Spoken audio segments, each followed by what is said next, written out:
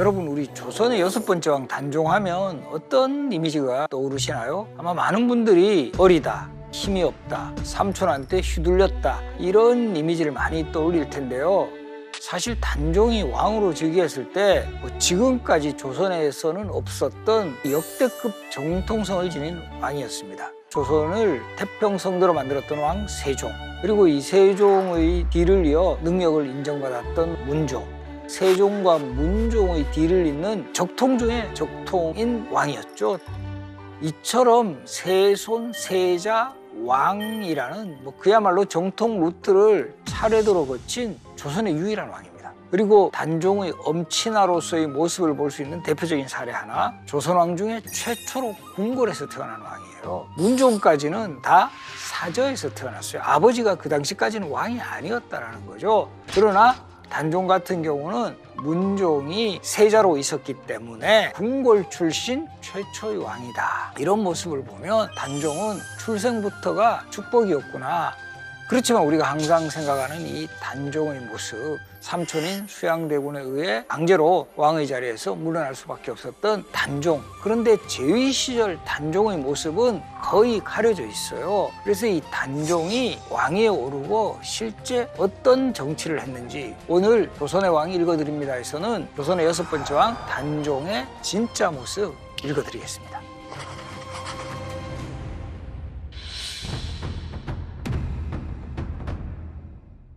단종이 태어나면서부터 받은 이름은 이홍위입니다.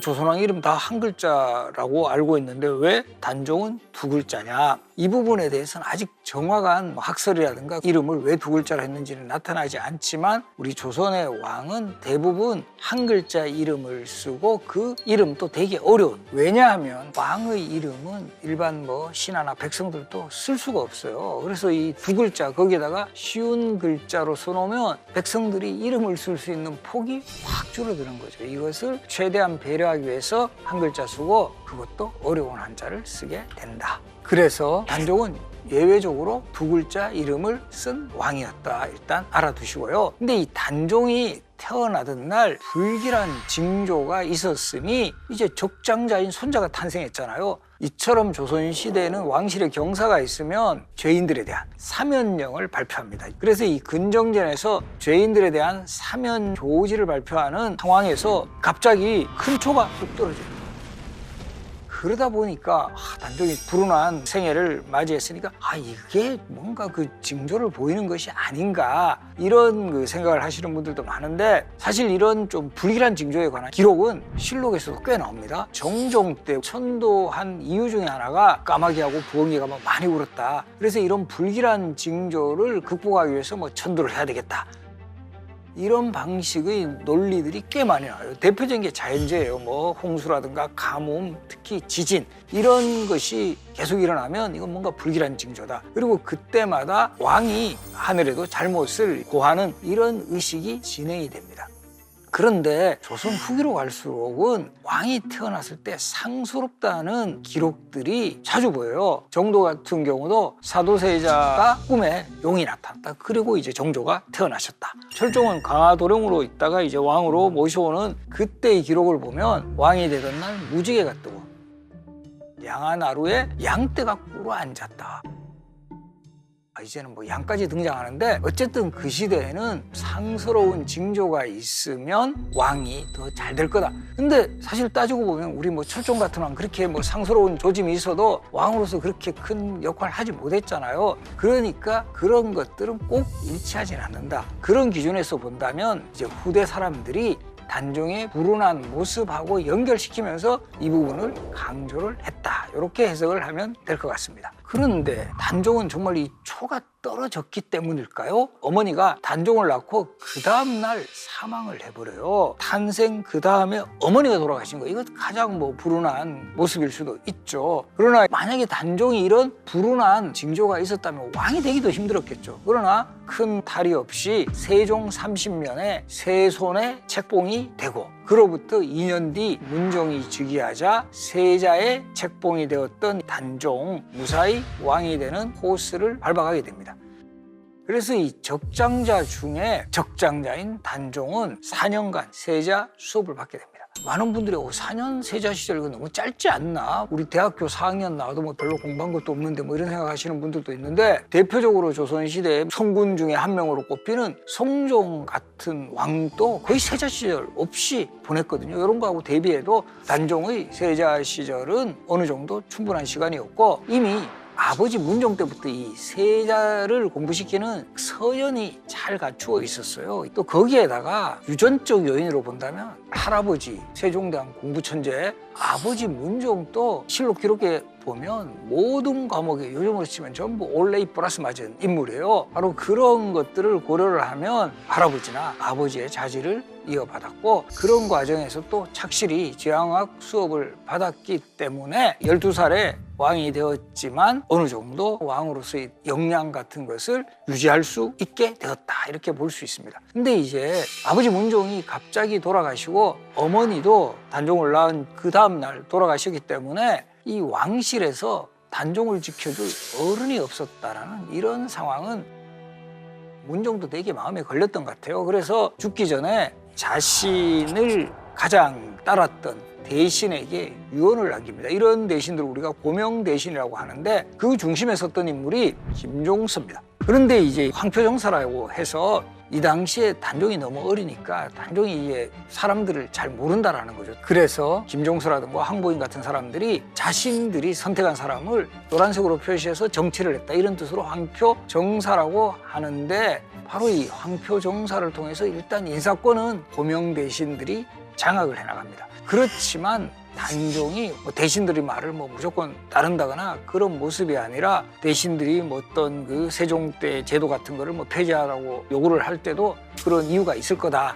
이 본인이 의견이 있을 때는 거기에 대해서 확실하게 자신의 입장을 보이고, 그래서 나이는 비록 어렸지만 발전이 기대되는 그런 왕이었다라는 거죠. 그래서 정말 비극적으로 왕의 자리를 빼앗기지만 않았더라도 단종은 상당히 능력을 발휘할 수 있는 그런 가능성이 있는 그런 점은 분명했다.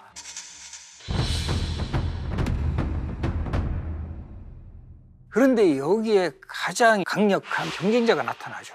바로 이 수양대군입니다. 이것은 다 알려진 사실이지만 1453년 10월 10일 계유정난을 통해 조카 단종 주변의 인물들을 쳐냈다. 연려실 기술에서는 숙부가 나를 살려달라라는 단종이 숙부에게 의지하는 이런 모습을 보입니다.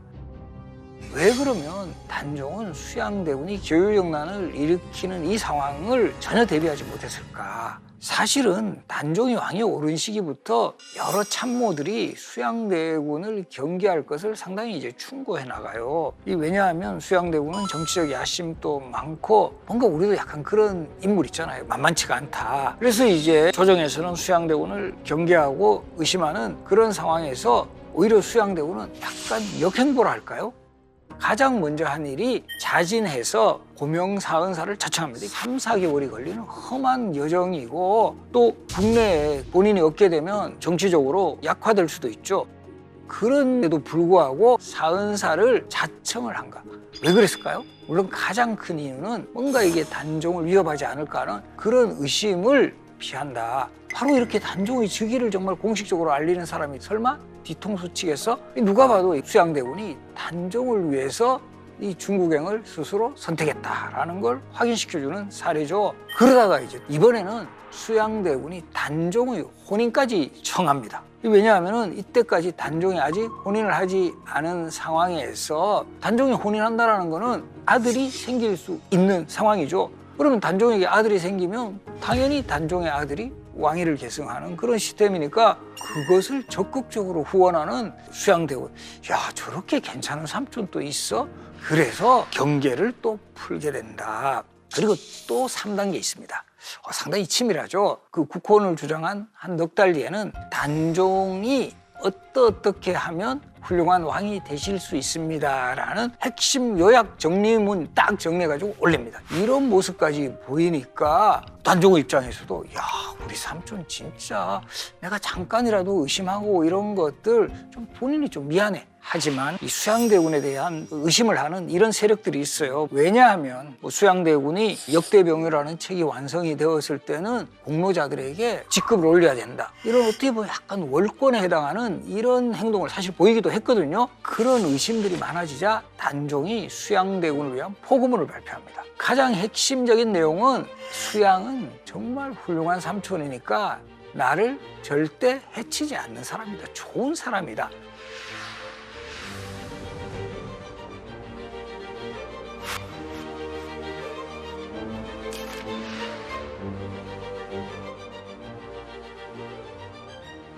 유언비어 하지 마라.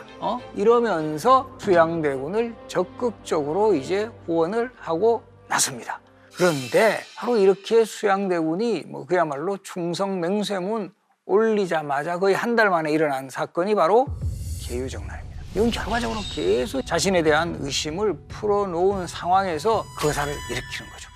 그래서 이 계유정난에 대한 자세한 이야기는 세조가 주인공인 세조편에서 이제 제가 다시 자세히 소개하겠습니다. 그래서 이제 계유정난 이후에는 단종이 확실하게 압박을 받은 것은 분명해요. 왜냐하면 1453년 5월 정도, 그러니까 계유정난이 일어나기 한 5개월 전에 종친과 대신들, 대관들까지 합류해서 열흘 동안 매일 혼인 문제 이야기 나와요. 하지만 국혼에 대해서만은 단종이 강하게 반대를 합니다. 상중에 나는 혼인 절대 할 수 없다. 내가 결단코 들어줄 이유가 없다라면서 아주 단호한 이런 태도를 보여서 계유정난 이전에는 국혼을 피할 수 있었습니다. 그러나 계유정난이 성공한 이후에 이제는 완전히 단종 자신의 의사가 거의 관철되기가 힘들었어요. 그리고 아예 이때 수양대군은 권력을 잡은 상태니까 이 수양대군이 거의 협박에 가깝게 단종을 국혼을 성사시키게 됩니다. 그 이후에도 단종은 왕으로서 계속 자리는 지켜나가요. 이런 상황에서 수양대군은 오히려 불안해지는 거예요. 내가 이렇게 계유정난을 일으켜가지고 세력들을 포진시켰는데 왕의 자리에서 지속을 하고 있으니까 또 거기다가 수양대군 입장에서는 단종이 성인이 되어 나가면 더 불안해지는 거예요.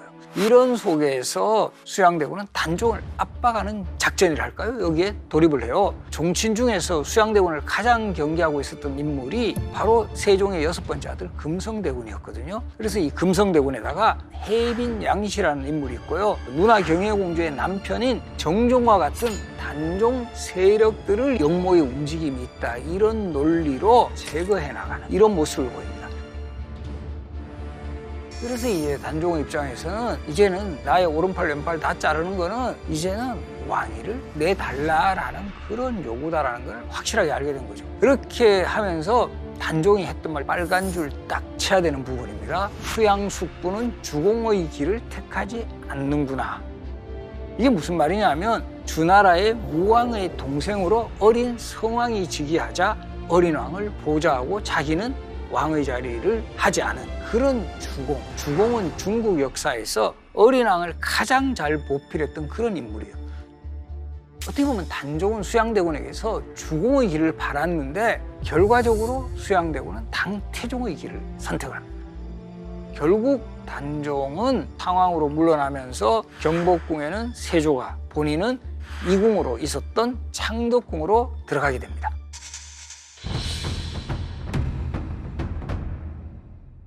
단종이 어리긴 했지만 이제 상황이 된 거죠. 그래서 아마 이 단종은 가장 조선의 왕 중에 최연소 상황이 된 또 인물이 됐는데요. 근데 물론 이제 세조는 이런 상황을 대접하는 퍼포먼스는 해요. 한 달에 한 번 정도 문안을 하고 사냥에 또 단종을 초대하곤 했고, 그렇게 한 1년여가 지난 어느 날 상황이 된 단종에게 그 외할머니가 은밀하게 찾아와서 성산문, 하이즈 같은 인물들이 단종 복위 운동을 지금 계획하고 있다. 그런데 이 당시에 이 일이 발각이 되면 겨우 부지하고 있던 목숨도 잃을 수 있는 상황인데 이 얘기를 듣고 단종은 지지를 표명해요. 그리고 기회는 왔어요. 1456년 6월 명나라 사신을 접대하는 큰 잔치가 벌어지게 되었고, 그때 이제 광연전이라는 곳에 이 행사가 계획이 되어 있었고, 정말 운명적이게 이 잔치에 벼룬검이라는 요즘으로 치면 경호원들을 동원시키기로 했는데, 그 벼룬검 중에 단종 복위 운동의 핵심 인물이었던 성산문의 아버지 성승과 사육신의 한 명으로 되는 무장 유응부가 벼룬검에 임명이 된 거예요. 이건 정말 암살하기 좋은 그런 여건이었는데 이때 또 한명회가 촉을 발해요. 한명회가 미리 연회장을 방문합니다. 그래서 이 둘러보고는 이게 너무 연회장이 좁고 또 날씨도 더우니까 칼을 찬 호위병을 들이지 말라고 지시를 했고 세자도 참여시키지 말자. 그래서 이렇게 거사 계획이 완전히 꼬이게 되는 거예요. 그러다가 이 거사를 준비한 이들끼리도 그대로 거사를 해야 된다라는 입장하고 이거는 뭔가 이 하늘이 또 다른 날로 선택하겠다. 연기를 해야 된다. 결국 결론은 성산문 박평년의 주장대로 거사가 연기가 되었는데 우리가 지금도 그렇지만 이런 계획 연기되면 꼭 이탈자 나옵니다. 이때 단종복위운동에 함께 참여하려고 했던 김질이라는 인물이 너무 두렵잖아요. 그래서 장인인 정창손을 찾아가서 큰일 났습니다. 제가 어떻게 할까요? 바로 사이 손잡고 보변을 해버립니다. 그래서 궁에 있던 세조가 이 사실을 모두 알게 되고 관련자 전원 체포, 국문을 직접 하게 됩니다. 이때 단종복위운동에 참여했던 분 중에 핵심 인물 6명을 훗날 남효온이라는 인물이 정기문을 쓰면서 바로 6명을 딱 지정한 게 지금의 사육식입니다.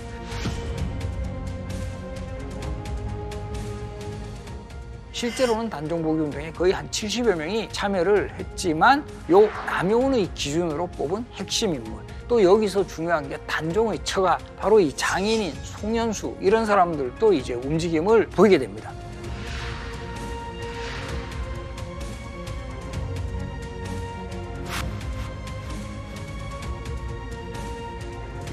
그래서 단종을 유배 보낸 곳이 바로 지금의 영월의 청룡포라는 곳입니다. 그래서 영월의 청룡포는 지금도 이렇게 보시면 삼면이 강으로 둘러싸여 있고 그야말로 뭐 유배지로서는 아주 적절한 지역일 수 있어요.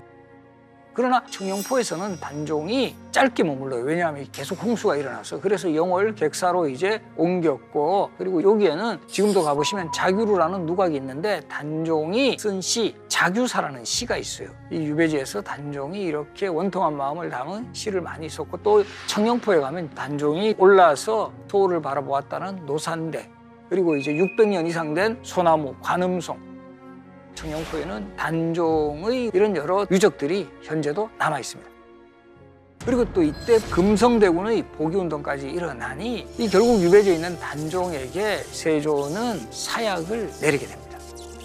하지만 이 실록의 기록에도 보면 단종이 스스로 목을 메고 죽었다 이렇게 자살로 기록이 되어 있는데 실제 이 세조가 사약까지 보낸 거 보면 세조에 의한 죽음임은 분명하다. 그리고 이 단종은 죽은 후에도 시신도 챙기지 못하고 방치되어 있었는 걸 당시 영월의 향리였던 엄흥도라는 사람이 그야말로 목숨을 걸고 장사를 지내줬고 그 자리가 바로 지금의 영월에 있는 단종의 무덤, 장릉에 있는 자리예요. 단종의 무덤은 중종 때 단종 무덤을 찾는 과정에서 이제 본격적으로 알려졌고 오늘날처럼 장릉이 된 것은 숙종 때 단종이 복권이 되면서 단종이 죽은 지 거의 한 230여 년이 지난 뒤의 일이었고요. 그리고 이제 단종하면 우리가 항상 그 기억나는 게 어린왕. 그래서 사실 단종이 영월에서 사망했을 때 나이가 17이에요. 조선시대 왕 중에 성종은 13살, 뭐 숙종도 14살. 근데 우리 특히 숙종 같은 왕은 그 뭐 영화나 드라마 하면 상당히 장성한 배우가 배역을 맡는데 나이 2살밖에 차이 안 나지만 단종은 항상 어리고 불쌍한 이미지. 이 결과적으로 이런 단종의 비극적인 모습을 전해주려는 그런 의도가 남아있다. 사실 단종하고 또 관련돼서는 정순왕후 송씨의 사연도 안타까운 그런 사연이 전해지는데 왕대 자리에 올랐지만 단종이 노상군이 되어 죽으면서 정순왕후 역시 서인이 되었고 그래서 지금의 이 동대문 밖에 있는 종로구 지금 창신동 쪽에 조그만 초가집을 짓고 주로 어떤 일을 하셨냐면 지금도 거기 가면 현장 남아있어요. 자지동천, 자주빛이 나는 풀이 있는 샘물해서 흰 무늬의 옷감을 물을 들여서 생계를 이어갔고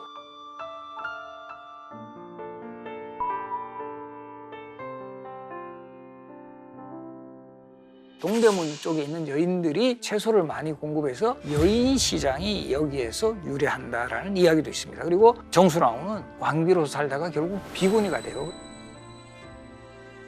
그래서 이 숙종 때 단종이 복권되면서 정순왕후도 노상군 부인에서 정순왕후가 되고 무덤도 사릉이 됩니다. 단종을 항상 생각했을 것이다. 조선의 왕과 왕비의 무덤 중 가장 멀리 떨어져 있는 케이스입니다. 그런데 이 죽은 이후에도 또 애틋한, 우리로 치면은 쿠키 영상처럼 하나 남아 있는데요. 바로 이 단종 무덤 장릉에 가면 이 소나무가 있어요. 정령송이라고 하는데 사릉에 있던 소나무 하나를 가져가지고 단종의 장릉 옆에 심은 거예요. 뭐 마치 영혼 결혼식이랄까요? 이런 모습을 또 우리가 장릉에서 확인을 할 수 있습니다. 그래서 이 단종은 그야말로 이 축복 속에 왕이 올랐지만 단종의 왕권을 넘보던 삼촌 수양대군에 의해서 왕의 자리에서 물러날 수밖에 없었고, 이것이 결국은 이 세조라는 왕이 즉위하게 되면서 조선의 어떤 정국을 또 한 번 바꿔나갑니다. 그래서 단종 때까지 어쨌든 대신들과 연합해서 하는 정치 형태에서 다시 이제 왕권이 강해지는, 어떻게 보면 수양대군의 입장에서는 너무 이제 왕이 어리다고 이 대신들이 권력을 넘보는 것을, 나는 이것을 제어한 거다. 그러나 단종의 입장에서 보면 내가 이렇게 그 정통성을 가진 집안이어서 정말 세자 수업도 열심히 받고 왕노릇 잘할 수 있었는데 이것을 자신만의 이유로 왕위를 빼앗은 수양대군에게 그래도 나를 한번 믿어봐, 아마 이런 것을 생각하고 있지 않을까라는 생각이 듭니다.